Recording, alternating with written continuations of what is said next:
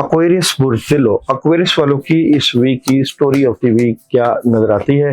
Aquarius वाले आगाज थोड़ा सा प्रेशर में है, लेकिन बाद में बड़ी ज़बरदस्त हेल्प है, नया आगाज है, कामयाबी है और अपॉर्चुनिटीज़ है। आगाज में प्रेशर, लेकिन फैमिली, घर और बहुत से मामलात में बड़ी ज़बरदस्त हेल्प रहेगी आप लोगों को इस वीक में। एनर्जी क्या नज़र आती है एक्वेरियस वालों की इस वीक की एनर्जी की बात करूं तो एनर्जी इस वीक में मोहब्बत से मामलात को डील करें। आपके कद काठ, इज्जत, रूहानियत और पैसे, एवरीथिंग में इजाफा नजर आता है। जॉब, बिजनेस और कैरियर की बात करूं तो कंप्रोमाइज करें, डिसीजन लें, लेकिन कहीं ना कहीं प्रॉब्लम तो आएगी।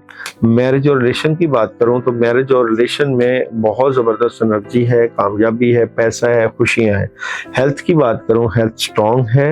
एजुकेशन की बात करें तो एजुकेशन में बड़ी ज़बरदस्त एनर्जी है। ट्रैवल आप लोग कर सकते हैं। आप लोगों को इस वीक में क्या नहीं करना, एक्वेरियस वालों को इस वीक में क्या नहीं